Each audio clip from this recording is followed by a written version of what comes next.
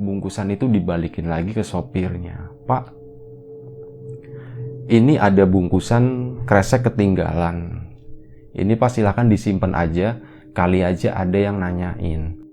Nah, ngedenger Mbak Anik kayak gitu, ngembaliin niat baiknya buat ngembaliin bungkusan kresek itu, si sopir itu tuh tiba-tiba raut mukanya tuh kayak nggak suka, dia tuh kayak marah kayak gitu.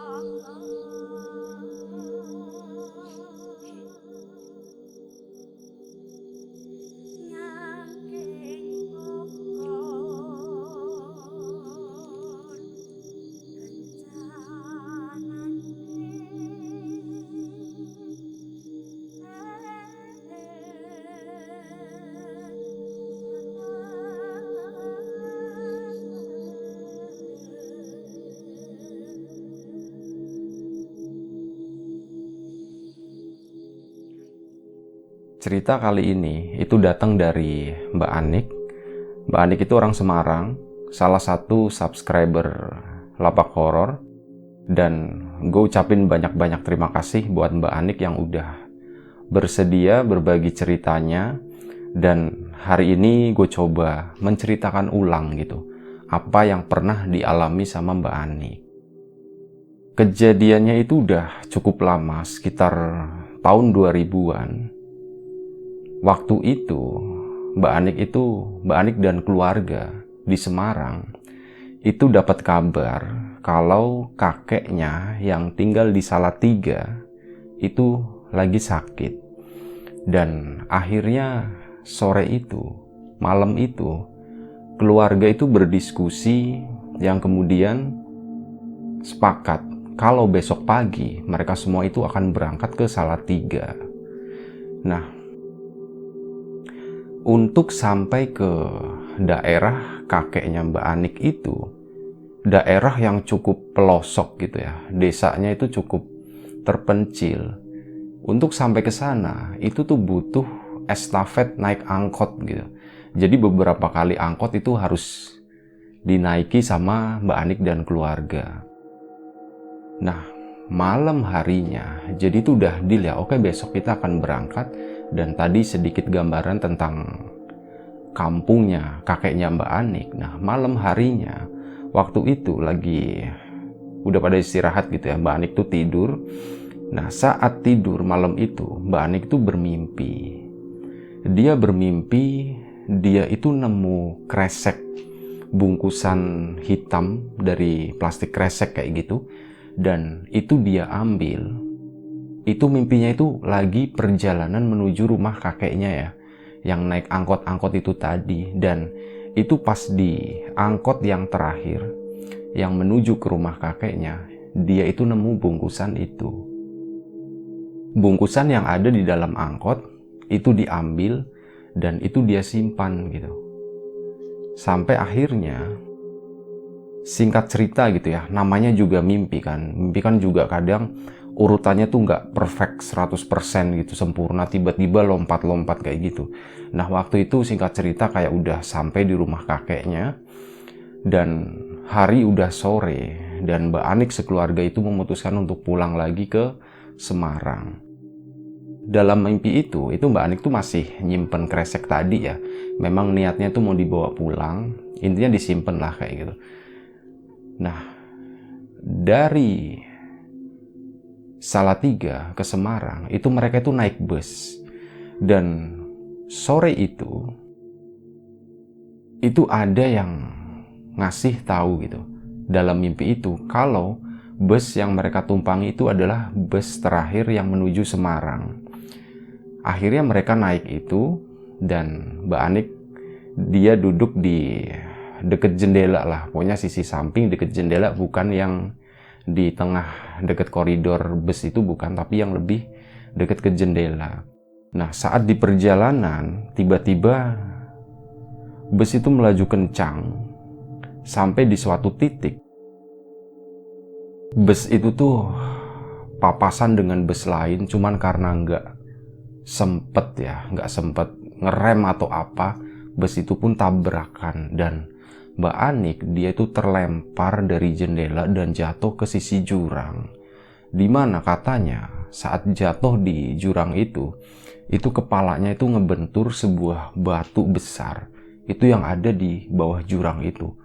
Kebentur ya, kepalanya otomatis, namanya kebentur batu ya, pecah lah. Darah di mana-mana kayak gitu. Dan namanya juga mimpi. Nah, di dalam mimpi itu ceritanya Mbak Anik tuh udah meninggal. Tapi dia tuh sempat ngelihat keluarganya gitu ya. Keluarganya tuh pada histeris, pada teriak-teriak, pada nangis kayak gitu, padahal udah meninggal. Ya, namanya juga mimpi gitu kan. Nah, di situ pas ngelihat keluarganya pada menangis, pada histeris kayak gitu, Mbak Anik kebangun dan dia langsung ya istighfar lah, astagfirullahaladzim gitu. Ini kok mimpi serem banget gitu. Tapi udah malam itu udah lewat begitu aja. Singkat cerita itu pagi harinya mereka akhirnya siap-siap gitu ya untuk pergi ke Salatiga. Nah, untuk ke Salatiga tadi itu kan memang yang dipakai itu angkot gitu ya. Angkot yang nyambung-nyambung kayak gitu, yang estafet. Karena memang katanya letak kampungnya itu di desa banget, bener-bener pelosok. Dan kejadiannya itu mirip dengan apa yang dialami sama Mbak Anik waktu mimpi. Ini kayak cerita yang menceritakan suatu kejadian gitu. Kejadian yang mirip dengan mimpi. Nah, ini cerita tentang itu ya.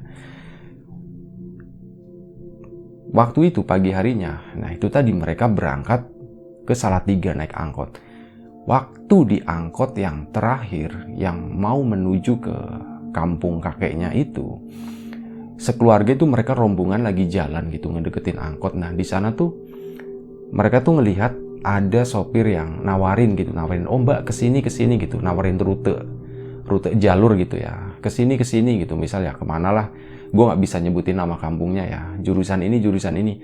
Nah waktu si sopir tadi teriak-teriak kayak gitu, itu Mbak Anik tuh ngelihat sopir itu tuh naruh sebungkusan plastik kresek itu di dalam jok belakang. Mbak Anik tuh ngelihat ya tangannya kayak gini ya dari kaca jendela itu angkot, dia tuh naruh kayak gitu.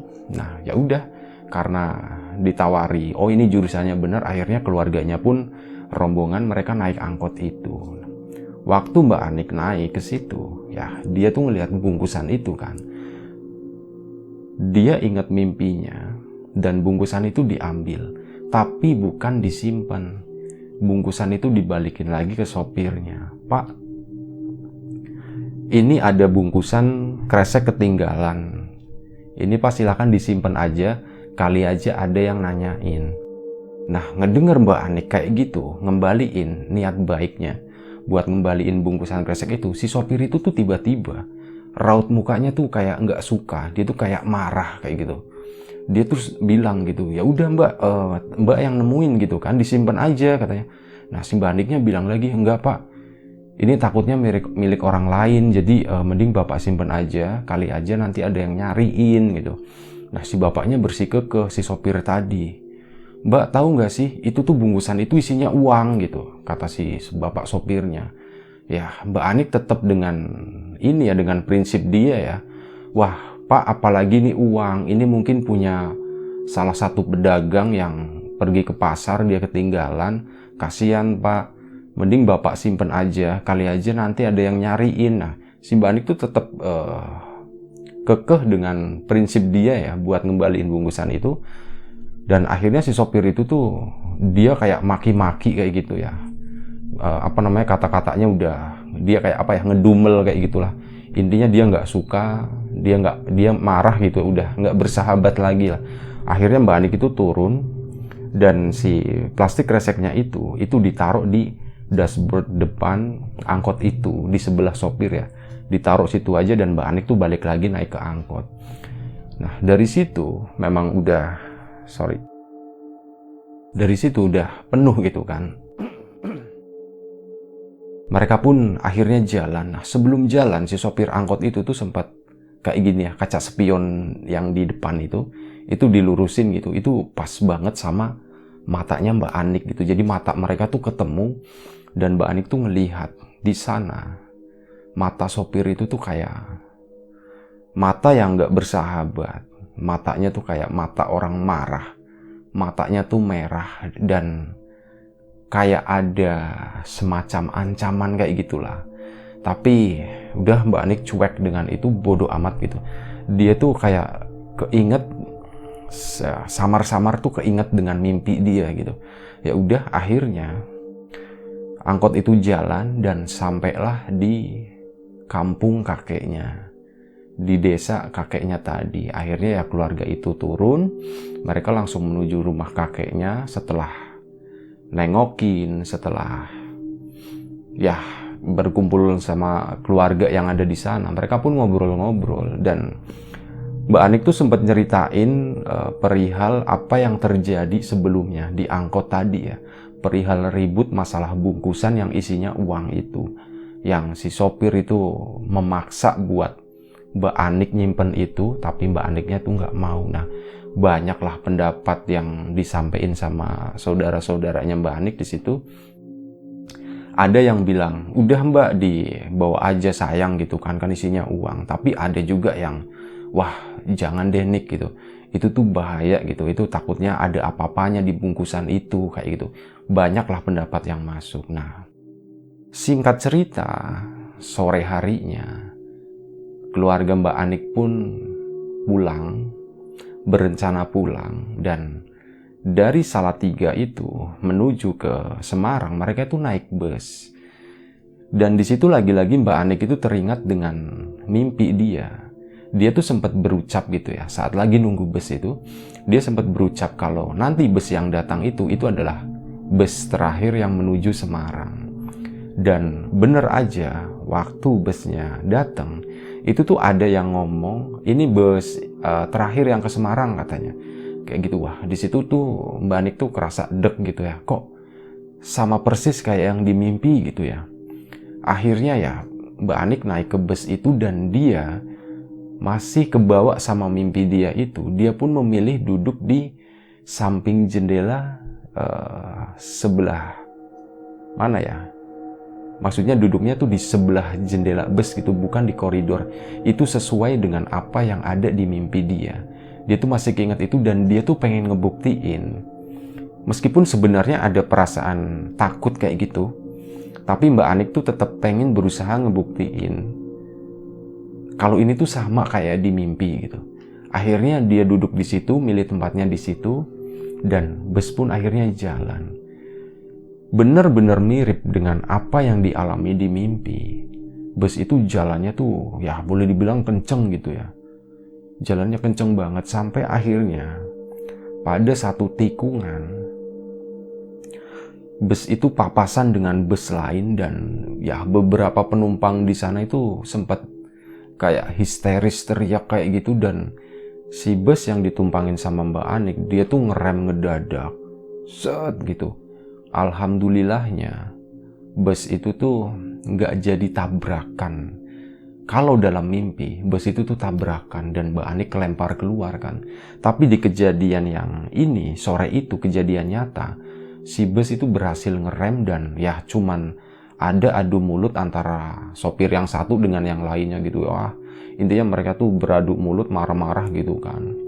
Karena memang posisinya busnya Mbak Anik itu udah benar-benar di pinggir jurang. Dan saat bus itu berhenti, Mbak Anik nengok ke sisi jendela, luar jendela. Itu tuh dia ngelihat jurang yang sama seperti yang dia lihat dalam mimpi. Bahkan Mbak Anik tuh ngelihat di sana tuh ada batu besar. Itu di mana di dalam mimpi dia tuh jatuh ke situ, di mana kepalanya pecah kayak gitu.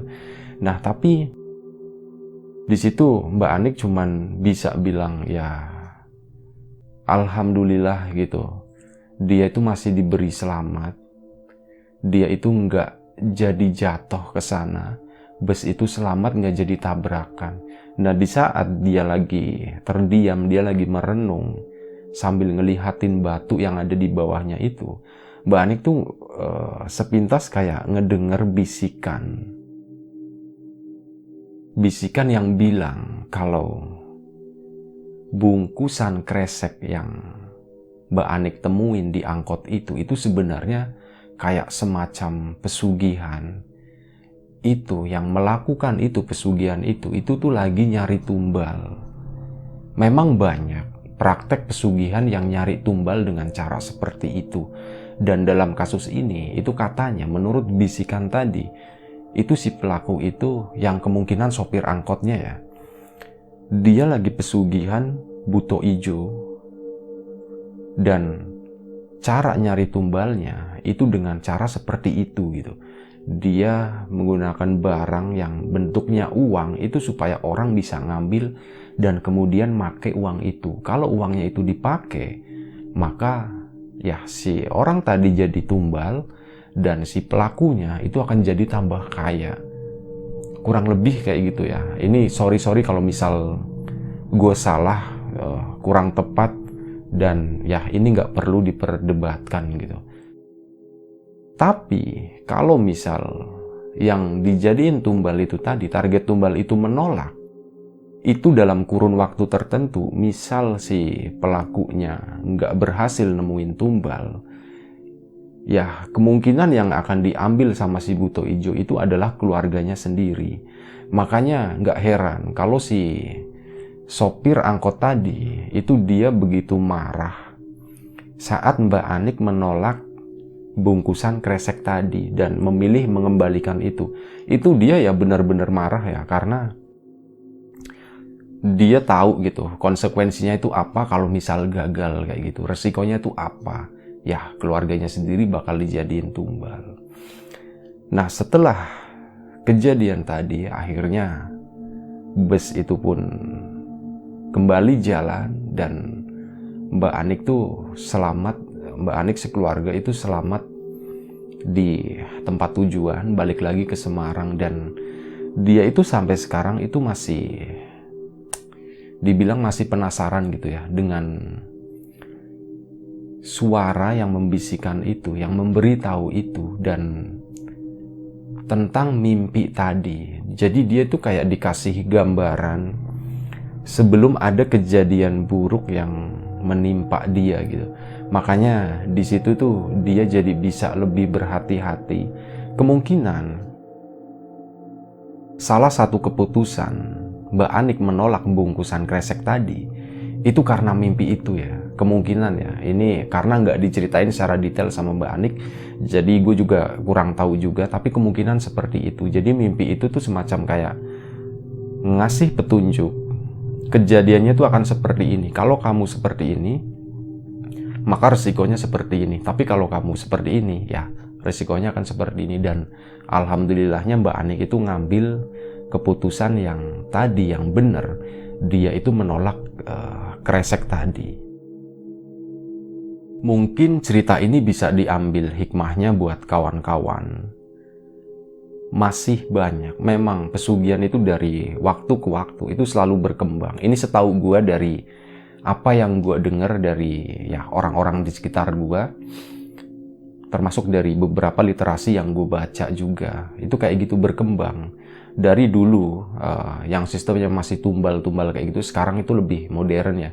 Boleh dibilang kayak udah nggak ada yang versi tumbal-tumbalan kayak gitu tuh nggak ada. Tapi ya ada sesuatu yang dikorbankan, ada sesuatu yang diberikan gitu, tapi dalam bentuk lain. Nah, untuk kasusnya Mbak Anik ini masih kayak pesugihan yang gaya lama, masih pakai tumbal-tumbal seperti itu. Pelajaran yang bisa kita ambil sih dari, terutama untuk gue sendiri dan mungkin kawan-kawan juga bisa. Ya, kalau kita menemukan sesuatu yang bukan milik kita atau kita ragu, kita nggak tahu isinya itu apa, sebaiknya jauhi sih.